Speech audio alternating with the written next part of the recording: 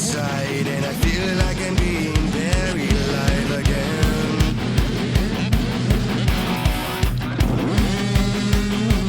All this pressure is tearing me up inside, and the fear of failing is on my mind again.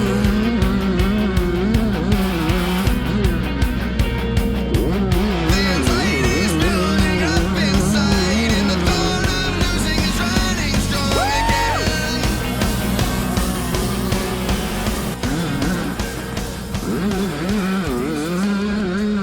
Hey guys, welcome to the Wild Boar Gncc. This race is really fun. This is me, Ryder Sigety, and my dad. Mike Sigety. So Ryder, you just left the snow up in North Jersey in freezing cold weather. Tell us a little bit about the weather here. The weather, it was great, 9 o'clock or 8 o'clock in the morning my race was, so it wasn't too hot. It was actually like perfect, but it was really dry, so it got dusty, as you'll see in some spots. Yeah, and they were saying that only 6 out of the 12 pros were able to finish. It got so hot and humid here. Though I have to say these courses on the video look great. Right here on the right is my friend Colby Goodman. He's a really good friend. He's on the KX112. His parents and him are always really nice to me, and they say that they watch our videos and they love him. He got a really bad start. That's one of the only reasons I caught him. Up ahead, you'll see someone named Braden Baisley. He's really fast and also really nice, and he passes me for the lead. I went to the left around this person, and he cut on the inside, and he got me and the other person. That's the last I'll see of him. So how did you feel about the sugar sand here in Florida, and have you been riding that kind of terrain?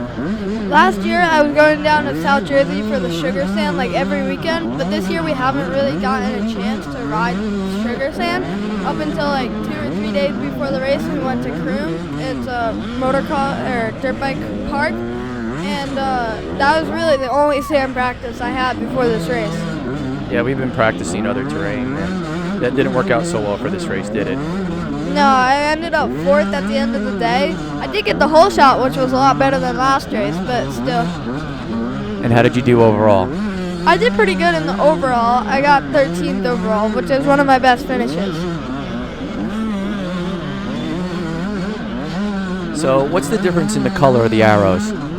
So for my race, for the kids course, the blue arrows are what we follow, and for the adult course, they follow the red arrows.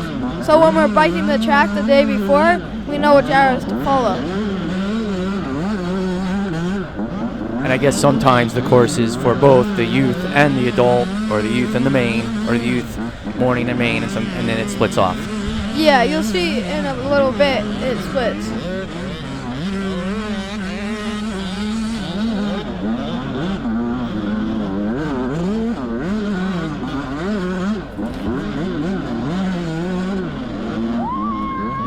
Now, does the course change at all for you as the day goes on? Because they do skid steer the course the night before, don't they?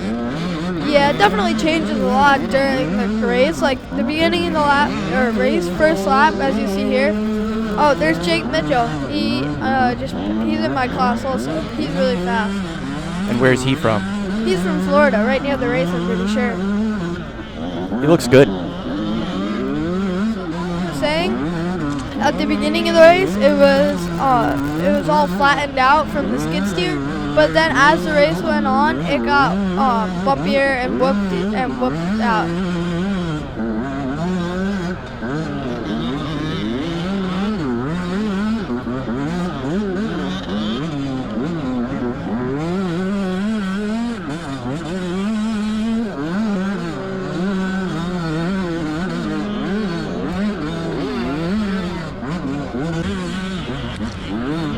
How was the turnout for this event compared to the last event? Didn't have as many people, I don't think, that the last event had. Maybe because Florida's really far for most people, but there were still a lot of kids, and there always is. Brody alert. So last year, one of my biggest competitors was Brody Amos, and he's in a different class this year. But last year, every time we see him in the video, we'd say Brody alert, and we just saw him again. Oh, and here's Ken Richards. He's really fast too. Yeah, all these people are on Instagram if you want to follow them.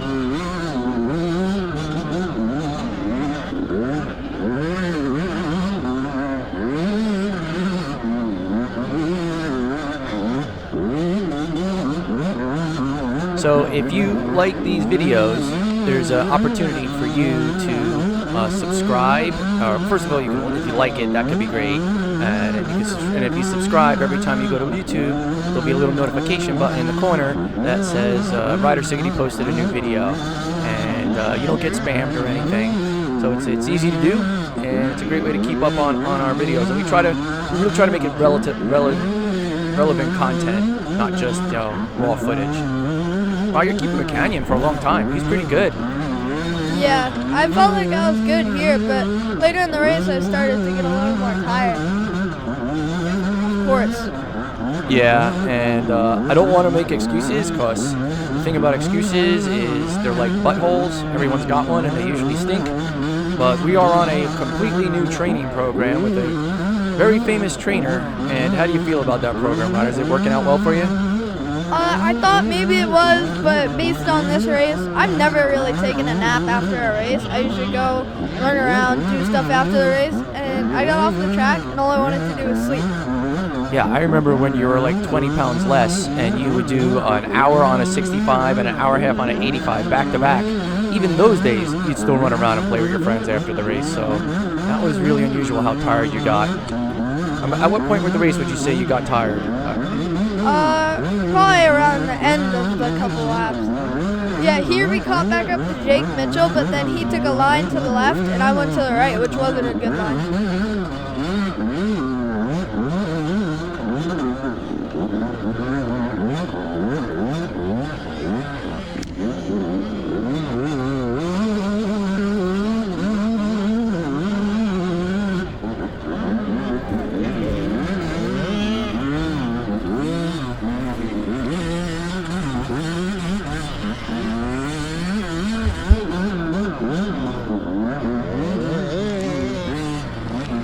So this is ironic. After you go through the scoring here, right where I'm standing, everyone else is standing, what happens? Yeah, the kid in front of me slows down a little, and it's not his fault, but I was sitting too far back, and I got bucked up, and I fell. And then I got passed twice by Brody and someone else. That's Colby Goodman, isn't it? No? Okay. Did you pass him yet? Yeah, I did. Here's Brody again. Somebody falls, and we took two different lines to get around the kid, and Brody just couldn't get enough speed after going around the left. Yeah, once you lose your speed in those whoops, it's hard to pick it back up again. Yeah.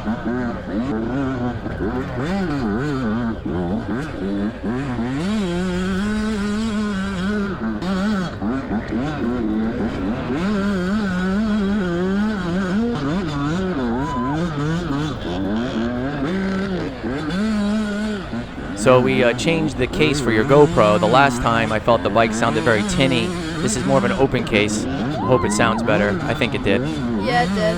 Oh, you hear me say sorry for that kid? I felt so bad. As I was riding by, he kind of drifted into my trail. Or is that kid just facing the wrong way?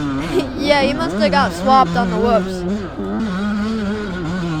Oh, right here, this kid fell in front of me, and I couldn't get my bike out. It felt bad. He wasn't under my bike or anything. Like, you hear me on the gas. He was off the bike already. So this is how you do a fourth gear start.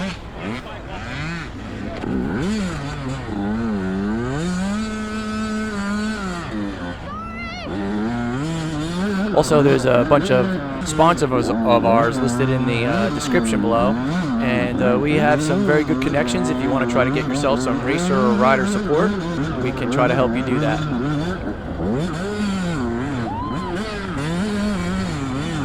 Here's where I got passed for fourth. Yeah, that wasn't a good line, was it? No, it wasn't. Yeah, Lincoln passed me there pretty good. He's another nice kid, and his family's really nice. Hope he gets to see this video. So what's your worst finish at a GNCC up to date? I got a fourth last year, and hopefully only one fourth this year too. Actually, I don't think you got a fourth last year. I think it was the year before on a 65. No, my mistake. Okay. So thanks for watching the video. We made this one a little shorter because we were looking at some of the analytics and not everyone watched to the end. So if you did, I really appreciate it. And if you have any questions or comments about the video, if you think we should make them longer, shorter, more of this, less of that, please let us know. Anyway, thanks a lot for watching. I'll see you guys next time. Bye.